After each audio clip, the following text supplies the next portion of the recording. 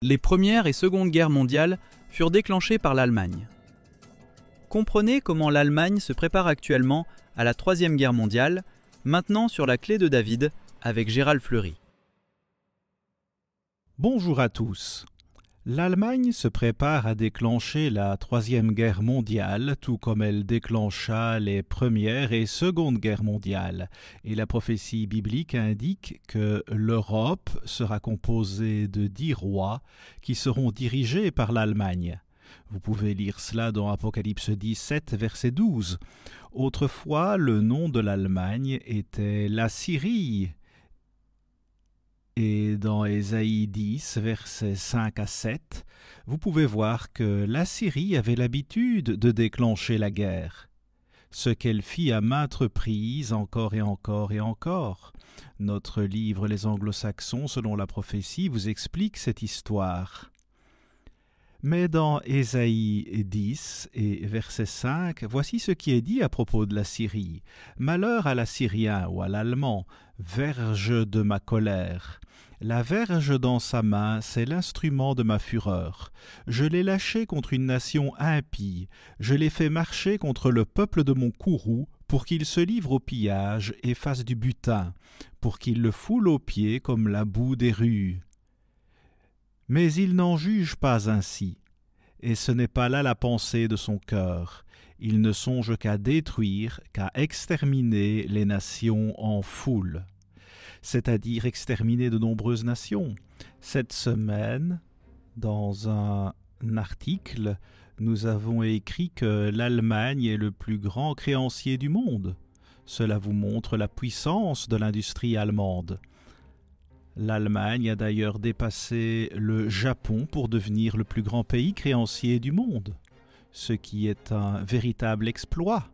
La société allemande Helsing travaille actuellement à la mise au point d'un nouveau drone d'attaque, le HX-2. Ce drone est très puissant et capable de se regrouper en essaims, tous contrôlés par un seul opérateur humain. Ces drones peuvent surgir contre leur cible en essaim et il s'agit d'une technologie étonnante qui modifie très rapidement et très profondément la nature de la guerre. Voici ce qu'écrit Richard Palmer. Les essaims de drones sont potentiellement plus destructeurs que les bombes nucléaires et encore plus difficiles à contrer. De quoi s'agit-il?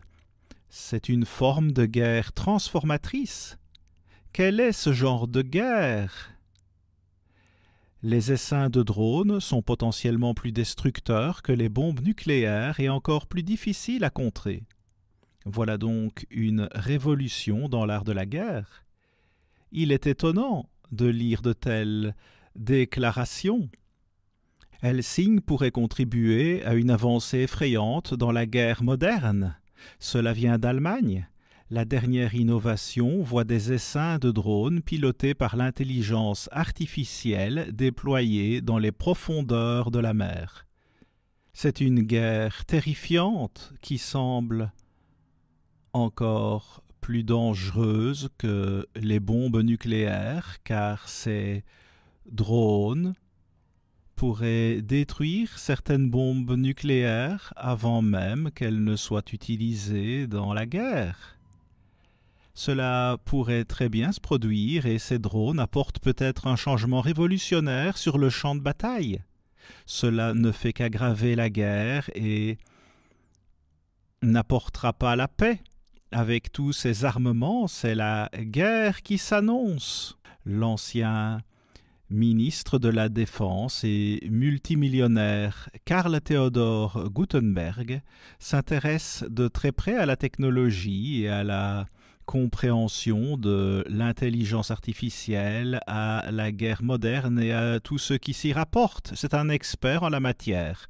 De toutes les personnes sur Terre, il est probablement parmi les personnes le plus à l'affût de toute cette technologie. C'est un domaine dans lequel il s'y connaît très très bien. Dans la trompette de mars 2024, j'ai écrit ceci. Gutenberg suit les traces des dirigeants bavarois Edmund Stoiber et Franz Josef Strauss, qui ont exploité l'industrie de haute technologie, Strauss et Stoiber, ont contribué à faire de la Bavière la puissance économique de haute technologie qu'elle est aujourd'hui. Et qu'adviendra-t-il si Gutenberg renforce cette puissance industrielle par l'intelligence artificielle? Voilà la question et il pourrait très bien le faire. Permettez-moi de vous citer un extrait de cet article. L'intelligence artificielle est un domaine que l'Europe pourrait encore influencer, a-t-il noté dans une interview télévisée avec Pulse Cat Talk le 28 juin 2019. Nous avons une industrie bien établie qui doit encore devenir beaucoup plus connectée aux nouvelles technologies. Mais une fois que cela sera accompli, l'on assistera au développement d'un champ de puissance totalement différent de celui d'une entreprise purement technologique. Il s'agit de quelque chose de beaucoup plus puissant. Est-ce là ce dont nous avons besoin dans la guerre? Où est la paix? Où est la paix dans ce monde? Tout le monde pense à la guerre tandis qu'il parle de la paix. C'est une situation vraiment étrange. Ce que Strauss et Stoiber ont commencé, Gutenberg le poursuit. Il a joué un rôle clé en aidant les start-up européennes à s'implanter à l'étranger. C'est tiré d'Intelligence Online le 8 mars 2018. Ainsi, s'il accédait à nouveau au pouvoir, imaginez toute la compréhension qu'il aurait de l'intelligence artificielle. Il pourrait être un acteur mondial de premier plan dans ce domaine. Il se passionne profondément pour ce sujet. Il y a donc des puissances émergentes qui se profilent sur la scène mondiale. Et remarquez Daniel 8, verset 23. Et au dernier temps de leur royaume, quand les transgresseurs auront comblé la mesure, il s'élèvera un roi au visage audacieux et entendant les énigmes. Eh bien, voici ce que j'ai rédigé il y a quelques années seulement, le 8 mars 2018, si j'ai bonne mémoire. Voici ce que j'ai écrit. La plupart des commentaires bibliques s'accordent à dire que la prophétie de Daniel 8 se réfère à Antiochus IV Épiphane de l'Empire séleucide au IIe siècle avant Jésus-Christ. Pourtant, le livre de Daniel ne concerne que le temps de la fin. Daniel 12, versets 4 et 9.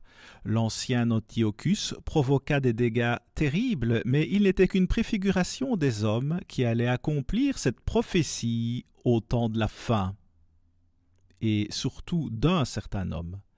Cette grande puissance allemande en Europe est bien plus puissante que toutes les autres puissances européennes et dépasse même la Russie.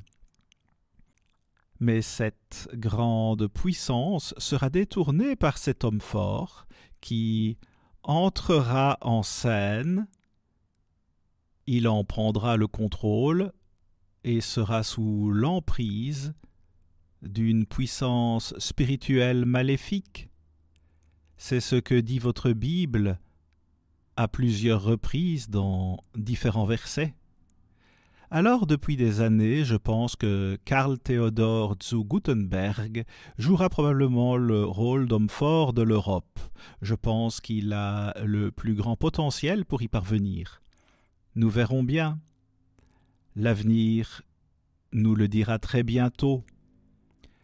Si vous regardez l'Antiochus de l'Antiquité, vous remarquerez qu'il nourrissait un intérêt inhabituel pour la technologie et il en va de même pour l'Antiochus moderne qui se distingue par son excellence dans le domaine technologique. Remarquez ce que signifie ce mot « énigme ». Le mot « énigme » vient du mot hébreu « haïda », qui signifie énigme, question difficile ou parabole, selon le livre des mots théologiques de l'Ancien Testament.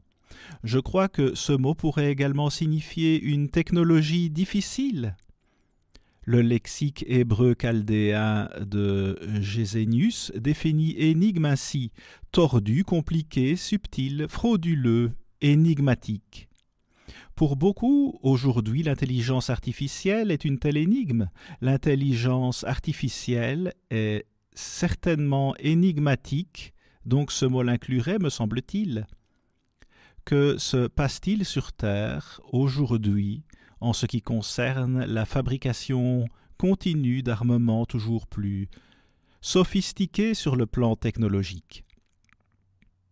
C'est en effet effrayant, et cela va mener au retour de Jésus-Christ, Dieu merci. Voyons cela en lisant Daniel 8, verset 24.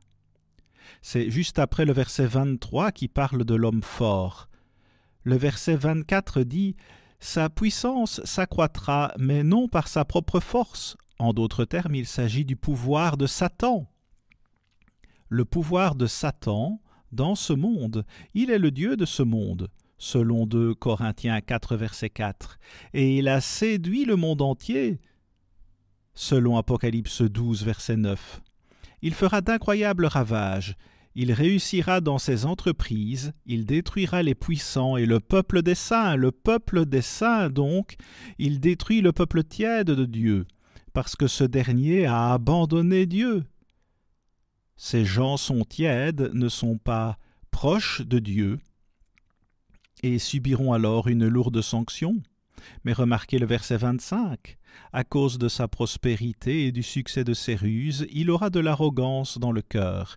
Il fera périr beaucoup d'hommes qui vivaient paisiblement. Il y a beaucoup de tromperies. C'est ce qu'il a en tête. Mais remarquez ceci. Et il s'élèvera contre le chef des chefs, mais il sera brisé sans l'effort d'aucune main. C'est-à-dire que Jésus-Christ reviendra pour détruire le Saint-Empire romain, la 7e résurrection du Saint-Empire romain. Et la dernière émerge déjà. Elle est déjà sur la scène à bien des égards. Si vous regardez Munich en Allemagne, vous verrez qu'elle s'impose progressivement dans le domaine des technologies modernes et qu'elle cherche à rivaliser avec la Silicon Valley. Mais il est dit ici, à propos de ce que Munich a en réserve, le 11 juin, on a appris que la start-up munichoise Proxima Fusion avait conclu le plus grand tour d'investissement privé dans le domaine de la fusion en Europe, et c'est un article de Josué Michel. Mais pensez à ce que représente la fusion. Réfléchissez à la puissance potentielle de la fusion nucléaire. Produire de l'énergie par fusion, c'est essentiellement ce que fait le Soleil. C'est la puissance et le même type d'énergie que le Soleil. En seulement 2 secondes, le Soleil libère suffisamment d'énergie pour répondre aux besoins actuels de l'humanité pendant 1 million d'années. Waouh! La perspective de reproduire ne serait-ce qu'une fraction de cette énergie sur Terre a le potentiel de changer le monde, et l'Allemagne travaille à cette fin, et cela échappe effectivement au contrôle de l'homme. Mais il essaye tout le temps de devenir plus puissant et ne peut pas contrôler cette puissance que fournit la fusion. La perspective de reproduire ne serait-ce qu'une fraction de cette puissance sur Terre a le potentiel de changer le monde. Cela conduira à la grande tribulation et au jour du Seigneur. Remarquons cela dans Malachie 4, versets 5 et 6. Le verset 5 de Malachie 4 dit ceci. « Voici, je vous enverrai Élie le prophète avant que le jour de l'Éternel arrive, ce jour grand et redoutable. » Le jour grand et redoutable du Seigneur. Ensuite, il est question de ce que fait le peuple de Dieu. Il ramènera le cœur des pères à leurs enfants et le cœur des enfants à leurs pères, de peur que je ne vienne frapper le pays d'interdit. Dieu dit qu'il va réunir les familles, sinon il devra placer la terre entière sous le coup d'une malédiction, et tous ceux de son peuple, s'ils se retournent contre lui et l'abandonnent, perdront leur salut. Voilà la gravité de ce problème, mais Dieu a une famille qu'il est en train de construire, la famille de Dieu, et cela signifie que nos familles physiques devraient ressembler à la famille divine aujourd'hui. Pourquoi n'est-ce pas le cas? C'est tout le contraire, il n'y a que des dégâts au sein de toutes les familles et tout est à l'envers. Les femmes sont à la tête de la plupart des familles, selon Ésaïe 3. Où sont les hommes? Dieu dit dans Malachie qu'ils devraient ramener leur cœur aux enfants et que les enfants devraient ramener leur cœur au Père. Il est question d'une famille unie. C'est la nature de Dieu. Il s'agit d'une relation sur le plan divin. Et aujourd'hui, nous faisons de nos familles un spectacle ignoble et Dieu est plein de colère à cause de cela. Vous pouvez en être sûr. Nous avons un programme pour les jeunes, ce que nous appelons le programme éducatif d'été, qui se déroule en juillet sur notre campus. Des jeunes venus du monde entier se rassemblent ici, soit plus d'une centaine d'entre eux. Dieu nous demande donc de faire ce qu'il a prophétisé dans Malachie 4, versets 5 et 6. C'est la raison pour laquelle son peuple est ici sur terre. C'est la raison d'être de l'humanité. Dieu se recrée dans l'homme. Et tout cela se fait à travers la famille de Dieu. En raison de l'essor des technologies et de l'essor de l'intelligence artificielle, la Bavière est en tête dans ce domaine et l'Allemagne s'investit pleinement dans ce secteur et pourrait même en être le chef de file. Il faut surveiller l'Allemagne et regardez-la diriger l'Europe et considérer où cela mène. Nous entrons de plein pied dans la Troisième Guerre mondiale avec des armes nucléaires partout. Pouvons-nous vraiment voir ce que cela signifie pour nous et quel est notre avenir si Dieu ne nous sauve pas? Alors il nous sauvera après beaucoup de destruction, peut-être même après que la majorité de la terre soit détruite. Mais Dieu va y mettre fin. Cependant, nous allons beaucoup souffrir avant que cela ne prenne fin si nous ne nous réveillons pas et n'écoutons pas Dieu aujourd'hui. C'est un point critique et absolument essentiel si nous voulons que Dieu prenne soin de nous, nous protège et s'assure que nous n'ayons pas à subir un tel sort. Il y a un lieu de refuge où il envoie son peuple pendant la grande tribulation et le jour du Seigneur. L'Allemagne se spécialise donc en intelligence artificielle et les entreprises allemandes ont déjà annoncé 740 milliards de dollars d'investissement dans leurs activités parce qu'elles estiment devoir renforcer leur force armée et même recourir à des déficits pour ce faire. Mais remarquez ceci, en mai, l'Allemagne a dépassé le Japon pour devenir la plus grande nation créancière au monde. C'était en mai, cela signifie que les entreprises et les particuliers allemands investissent davantage dans des entreprises, des usines et d'autres projets à l'étranger et prêtent plus d'argent au gouvernement et aux entreprises étrangères que n'importe quel autre pays. Les prophéties bibliques et l'histoire récente donnent une raison importante de surveiller tout cela. Voir notre article émerger de la clandestinité allemande. Eh bien, les nazis sont passés dans la clandestinité pendant toutes ces années après la Seconde Guerre mondiale et maintenant ils sortent de la clandestinité et tout le monde peut les voir. Ils sont sur le point de déclencher une nouvelle guerre mondiale. Les Allemands ont déclenché la Première Guerre et la Seconde Guerre mondiale et bientôt la Troisième. Ils vont le faire de nouveau. Surveillez l'Allemagne, surveillez ce pays. C'est effrayant si l'on considère ce qui va se passer dans un avenir proche. On parle de la paix, mais ce sera une guerre comme personne n'en a connu auparavant. En août 1944, vers la fin de la Seconde Guerre mondiale, des représentants de grandes entreprises allemandes telles que Krupp, Messerschmitt, Volkswagen Zwerk et Rheinmetall ont rencontré des hauts responsables nazis lors de la réunion de la Maison Rouge. Un document des services de renseignement américains déclassifié en 1996 indique que ces chefs d'entreprise ont été informés qu'ils devaient se préparer à financer le parti nazi qui serait contraint d'entrer dans la clandestinité. C'est ce qu'ils disaient juste avant la fin de la Seconde Guerre mondiale.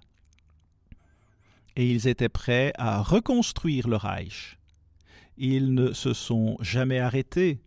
En 1944, en prévision du prochain tour, les réserves financières existantes dans les pays étrangers devaient être mises à la disposition du parti afin qu'un empire allemand fort puisse être créé après la défaite.